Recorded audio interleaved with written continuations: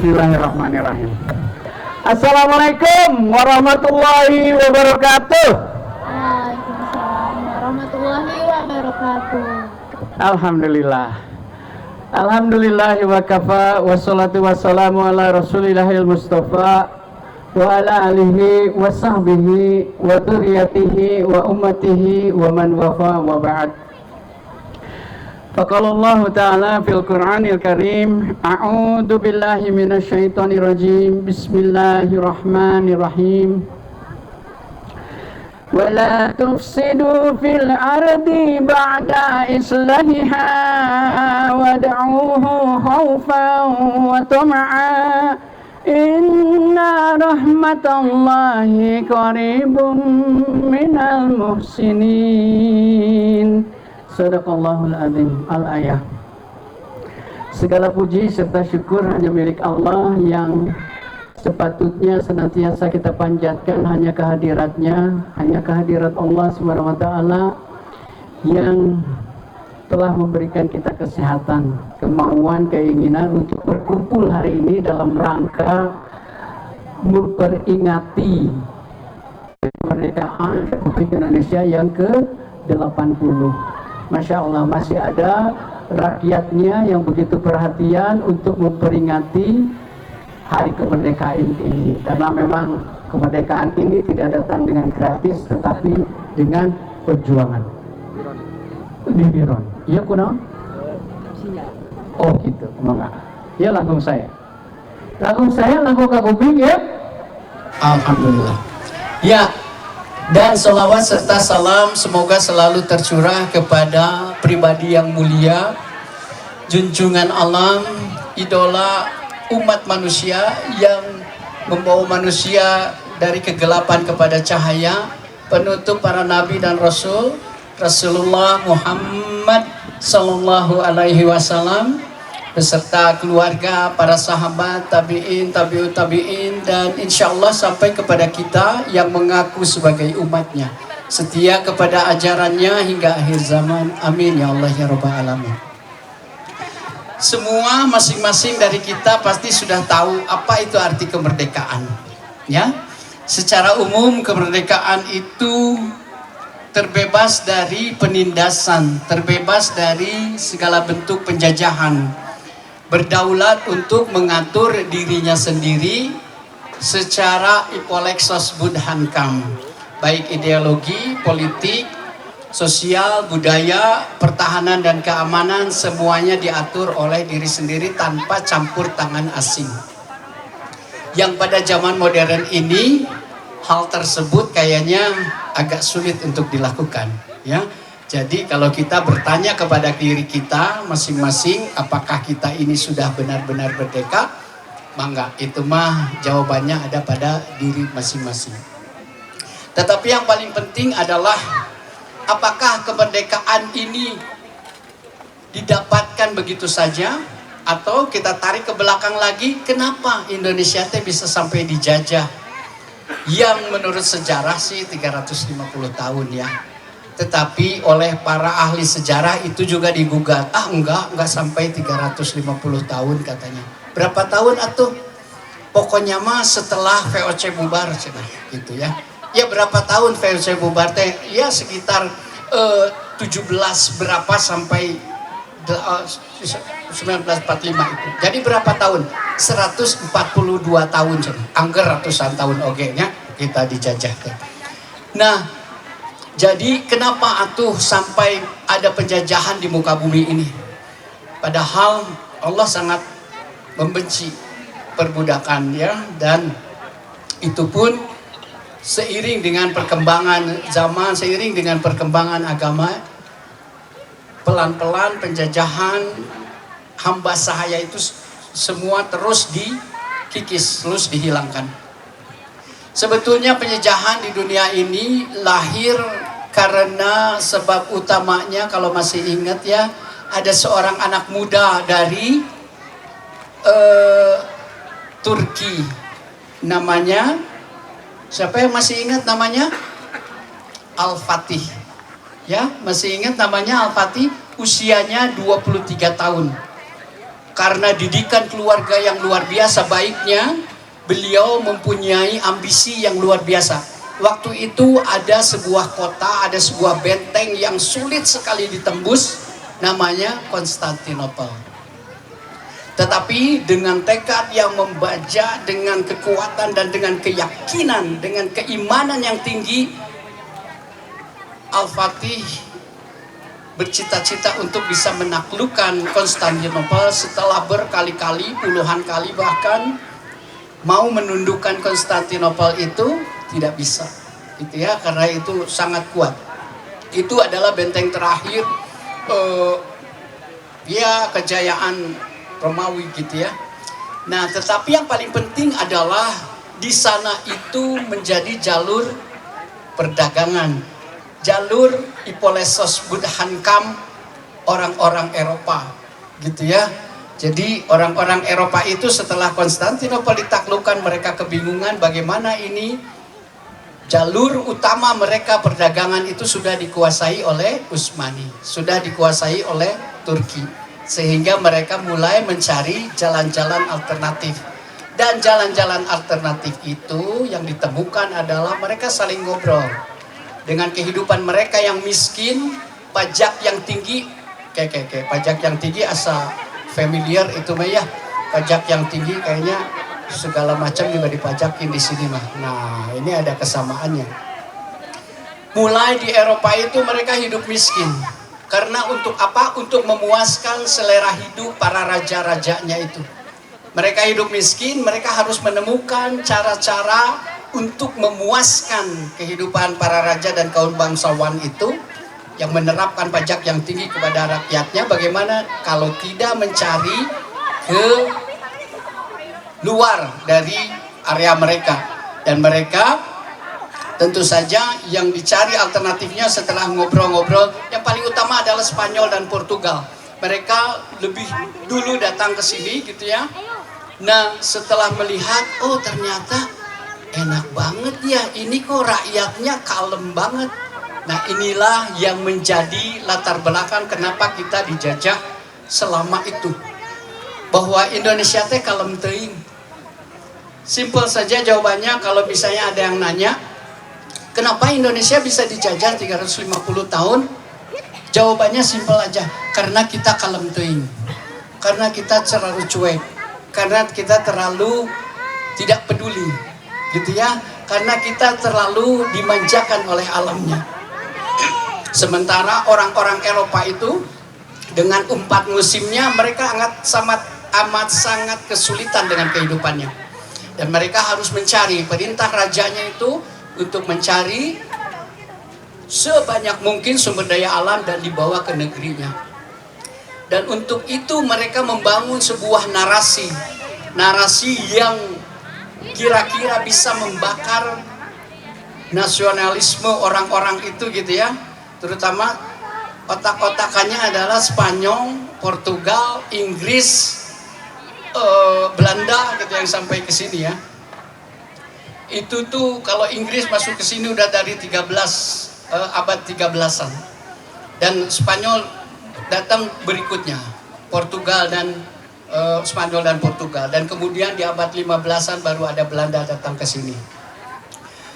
Jadi setelah tadi ditutupnya akses perdagangan di Eropa itu, dengan ditaklukkannya Konstantinopel, mereka mulai mencari-cari jalan. Dan setelah sampai di sini, di antara mereka saling ngobrol lah, gitu ya, saling ngobrol. Kenapa ini di negara di sana kok kalem banget, enak banget, orang-orangnya ramah, tidak juga agresif, gitu ya. Bahkan mereka keinjak juga minta maaf, gitu istilahnya. Di situ adalah di mana itu sebelah timur India. Pokoknya lu kalau udah nyampe India, terus aja ke timur, lu akan menemukan sebuah negara, sebuah kepulauan, sebuah nusa antara yang amat sangat indah, kaya rempah, kaya sumber daya alam, emas, nikel dan sebagainya. Lu mau apa? Waktu itu belum ditemukan tentu saja ya sumber daya alam yang di bawah tanahnya, tetapi yang di atas tanahnya itu, dari mulai pala, biji biak dan segala macam, kopi, teh dan segala macam. Lu mau apa? Pokoknya yang kita susah di sana melimpah. Terus bagaimana cara mengambilnya? Gampang. Mereka itu sudah ada bangsa yang hadir lebih dulu di sana. Bangsa apa itu? Bangsa Arab dan bangsa Cina, betul. Mereka itu beralasan untuk berdagang katanya ya. Dengan alasan untuk berdagang, mereka datang ke sini. Terutama singkatnya aja, Belanda 15 sekian mengutus Cornelius de Houtman datang ke Banten untuk berdagang niatnya. Karena niatnya berdagang, orang-orang yang datang lebih dulu Arab dan Cina juga sama berdagang. Yang tentu kita sebagai tuan rumah dengan legowo menerima mereka berdagang. Tapi ternyata berdagangnya agak lain. Berdagangnya dengan paksaan dan ketidakjujuran, kelicikan dan eksploitasi, bukan eksplorasi gitu ya. Dengan keserakahan mereka mengambil sampai sekian ratus tahun sumber dayanya diacak-acak gitu ya. Dan itu belum puas, saat VOC-nya bubar, barulah pemerintah resmi, pemerintah Belandanya katanya melakukan penjajahan secara terstruktur. Maksudnya menguasai semua wilayah Indonesia. Dari situ, karena kalemnya itu ternyata para founding father Republik Indonesia tidak tinggal diam. Sebetulnya terus bertukar pikiran bagaimana ini. Sampai puncak-puncaknya di 19-an merasa bahwa ini ada yang tidak beres. Bahwa kita ini dijajah. Bahwa kita ini dieksploitasi. Bahwa kita ini direndahkan martabat manusianya. Maka dengan itu para founding father menyusun rencana-rencana kemerdekaan untuk merebut kemerdekaan. Dan yang paling menarik adalah kemerdekaan, tentu Bapak Ibu masih ingat ya, atau adik-adik masih ingat bagaimana bunyi alinea ketiga Undang-Undang Dasar 1945. Kang Wawan masih ingat Pak RT? Hah? Hilapnya Pak Faisal kayaknya ini masih ingat ya. Kang Tantan mungkin ya. Alinea ketiga Undang-Undang Dasar 1945 berbunyi bahwa dengan rahmat Allah yang Maha Kuasa, tolong digarisbawahi, dengan rahmat Allah yang Maha Kuasa serta ditopang oleh keinginan yang luhur untuk berkehidupan kebangsaan yang bebas. Dengan ini rakyat Indonesia menyatakan kemerdekaannya. Lihat bagaimana para founding father kita itu menyusun narasi, sebuah narasi bahwa kemerdekaan ini meskipun diperjuangkan habis-habisan tidak akan pernah tercapai tanpa rahmat Allah yang Maha Kuasa. Jadi ternyata kita ini dalam beragama itu sudah dijamin sama negara. Negara sudah hadir bahwa kita ini dijamin kebebasan beragamanya. Untuk memuja siapa? Untuk beribadah kepada siapa? Kepada Allah yang Maha Kuasa.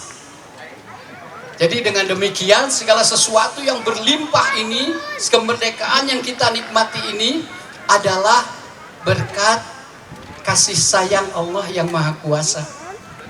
Makanya tadi dari mana para founding father itu bisa sampai menghadirkan sebuah narasi yang bisa memicu kepada persatuan bahwa tidak ada satu rakyat pun di Indonesia yang tidak mengakui Tuhan. Bahwa Tuhan itu ada, bahwa Tuhan itu hadir, bahwa Tuhan itu memperhatikan setiap rakyat Indonesia.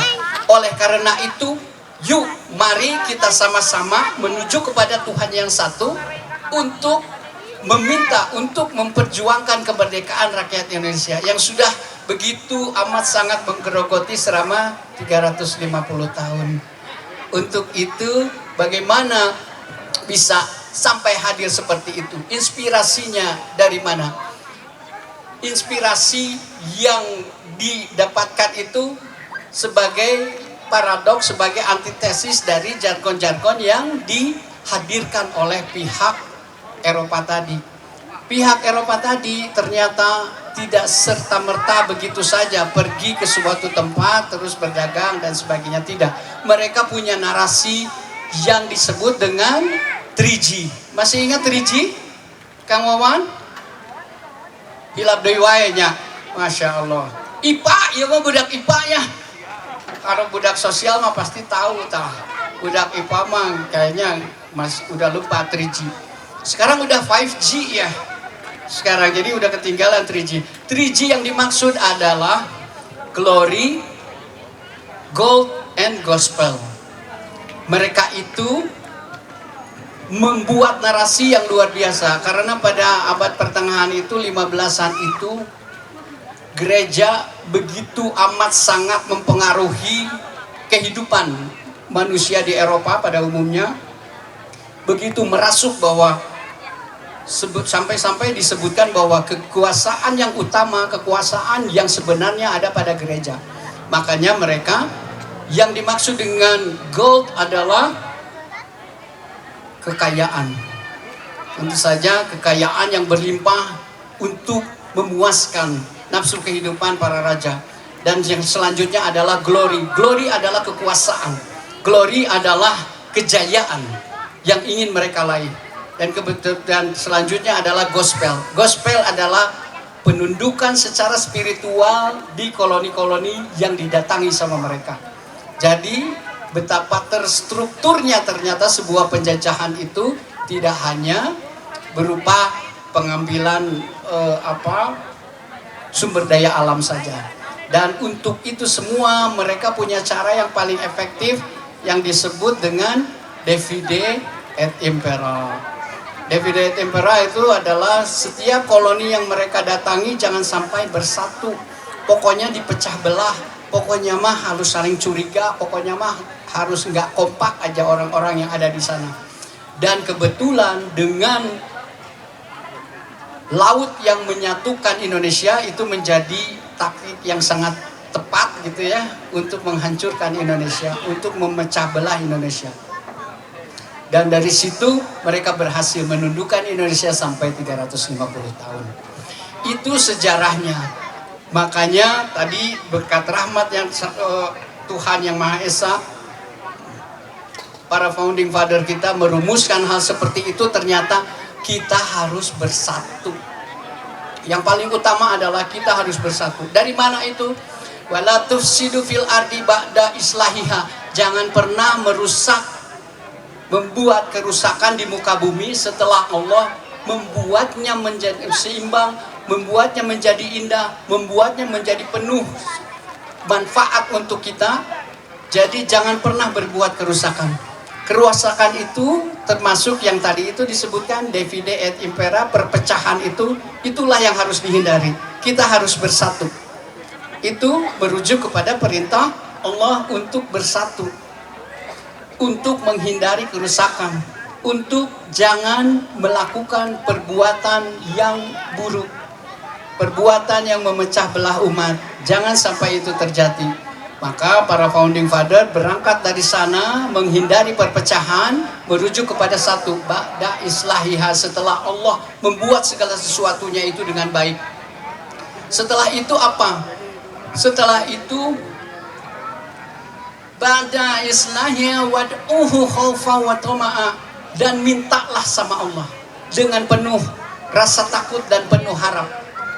Setelah itu saat bangsa kita meminta kepada Allah untuk diberikan kemerdekaan oleh Allah, bukan oleh manusia, tetapi oleh Allah diberikan kemanusiaan, diberikan kemerdekaan, dan rakyat memperjuangkan bersama para pemimpinnya memperjuangkan kemerdekaan itu. Lalu Allah dengan karena doa-doa orang yang terzolimi itu lebih cepat diijabahnya, tetapi karena kesadarannya yang telat, karena kita terlalu kalem tadi itu, kesadaran yang datang telat, maka kita memerlukan diijabahnya doa itu selama 350 tahun. Kalau kita sadar lebih cepat, kalau kita berdoa lebih cepat, tentu saja tidak akan selama itu. Ini menjadi hikmah, menjadi ibrah bahwa kehidupan kita sehari-hari pun demikian. Segala sesuatu tanpa rahmat Allah tidak mungkin terjadi. Dan bagaimana caranya kita mendapatkan rahmat Allah? Itu tadi, jangan pernah berbuat kerusakan di muka bumi. Pertama, Kerusakan itu yang dimaksud kerusakan adalah fahsya wal mungkar, juga itu termasuk kerusakan. Jadi sumber dosa itu cuma dua saja, fahsya dan mungkar. Fahsya itu segala sesuatu yang diakibatkan oleh nafsu perut ke bawah, syahwat, LGBT, porno aksi, pornografi, ya, lesbian, homoseksual, itu fahsya. Kalau kita benar-benar menyadari itu, kalau terjadi di lingkungan kita, ya kita berhak untuk amar ma'ruf nahi mungkar, untuk mengingatkan, mendakwahi mereka untuk kembali ke jalan yang benar. Dan mungkar itu termasuk di dalamnya adalah berbohong, korupsi, ya. Dan kenapa tiba-tiba kalau korupsi itu kalau udah ketangkep KPK tiba-tiba langsung sakit gitu ya.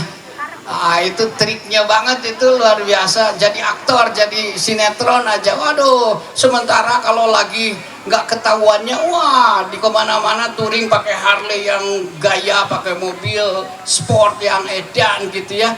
Tetapi setelah ketahuan, setelah ketangkep, langsung sakit. Aduh, sakit jantung dengan ditempel segala macam gitu ya. Luar biasa. Nah, itu adalah mungkar, perbuatan mungkar, berbohong, berkata-kata kasar. Allah itu ba'da islahiha, telah membuat segala sesuatunya itu indah, telah membuat bahasa yang baik. Kenapa kita memilih bahasa yang kotor, memilih bahasa yang kasar? Kita sudah dipilihkan oleh Allah, dibuat, dilihat penglihatan-penglihatan yang baik gitu. Tapi kenapa kita harus melihat penglihatan-penglihatan atau pandangan-pandangan yang buruk? Begitu juga pendengaran, begitu juga hati. Allah sudah menciptakan segala sesuatunya dengan baik. Tetapi kenapa kita masih memilih mendengar yang kurang baik, merasakan yang kurang baik gitu ya? Padahal kata Allah, Allah sudah membuat segala sesuatunya dengan baik. Dari semua itu, Allah menyatakan bahwa ba'da islahiha wad'uhu khawfan wa tama'a inna rahmatallahi qaribun minal muhsinin, bahwa rahmat Allah itu sungguh lebih dekat kepada orang-orang yang berbuat kebaikan. Muhsinin di sini diterjemahkan sebagai yang berbuat kebaikan, padahal muhsin itu termasuk salah satu tanda-tanda yang membuat bahwa orang itu beramal soleh. Ada 4 indikasi bahwa orang itu beramal soleh. Yang pertama adalah ciri-ciri amal soleh itu, yang pertama adalah toyib. Toyib itu baik untuk diri sendiri. Kalau dia melakukan segala sesuatu baik untuk diri sendiri, itu salah satu ciri amal soleh. Dan amal soleh itu adalah perbuatan orang-orang yang mengaku di dalam dirinya ada iman. Kalau masing-masing dari kita mengaku di dalam diri kita ada iman, maka orientasi kita hanya satu, amal soleh. Karena itulah yang akan dibawa oleh kita ke hadapan Allah.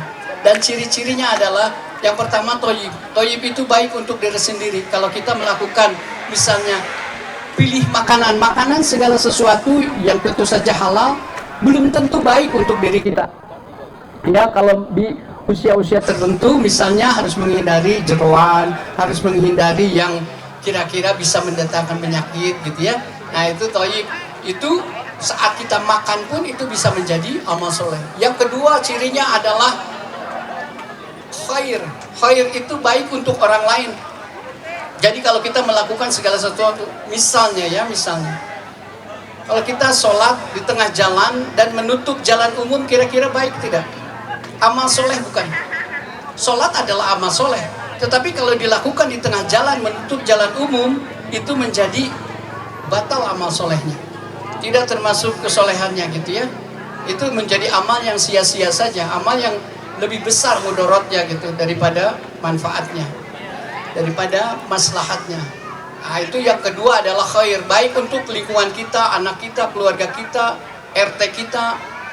Ya, jadi kalau misalnya ini Pak RT melakukan segala sesuatu seperti ini selain media untuk bersilaturahim, juga untuk memperingati kemerdekaan Indonesia. Itu bisa menjadi amal soleh. Dan yang ketiga adalah ma'ruf.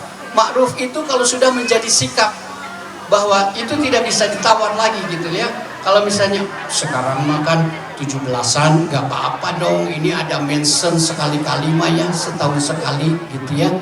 Pak RT ada yang suka gitu, ada mention. Kalau di tempat saya masih suka ada mention, saya mah ada lagi 17-an itu gak apa-apa ya. Tetapi karena sikap ma'ruf itu sudah menjadi sikap tidak bisa ditawar-tawar, bahwa kalau yang batil itu batil ya, tidak akan pernah memulai dan tidak akan pernah abadi. Dan kalau yang baik itu baik, itu ditunjukkan. Kalau sudah menjadi sikap itu menjadi ma'ruf. Dan yang keempat adalah ihsan. Nah, tadi itu muhsin. Orangnya disebut orang muhsinin. Orang-orang ihsan itu adalah orang-orang yang melakukan segala sesuatunya karena Allah saja. Tidak karena manusia, tidak karena uang, tidak karena waktu, tidak karena hadiah, tidak karena KTBLC dan apapun. Hanya semata-mata melakukan hal tersebut hanya karena Allah saja. Jadi kalau ada tindakan, kalau ada perilaku mengandung 4 ciri ini, itulah amal soleh. Dan itulah orang-orang beriman untuk melakukan itu. Makanya Masya Allah. Jadi kemerdekaan ini mari kita update iman kita. Jadidu imanakum, memperbarui keimanan kita. Kita harus mengakui bahwa kebanyakan dari kita adalah Islamnya turunan, ya, bukan Islam yang asli, bahwa saya memperjuangkan Islam, saya membela Islam, saya berdarah-darah untuk menganut Islam gitu ya. Tidak seperti pada zaman para sahabat tabi'ut tabi'in yang lalu gitu. Makanya sabiqunal khairat itu yang lebih dulu masuk surga. Tetapi kalau kita, ya kita ini ayah karena ayah ibu kita Islam, kita juga otomatis jadi Islam, gitu kan?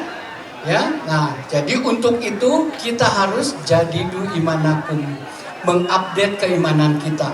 Yuk di dalam momen kemerdekaan ini, setelah kita tahu tadi kemerdekaan ini berasal dari mana, ternyata berasal dari rahmat Allah yang Maha Kuasa. Berarti dalam kehidupan sehari-hari kita sekarang ke depan, kita harus lebih mengutamakan kepentingan Allah dan Rasulnya.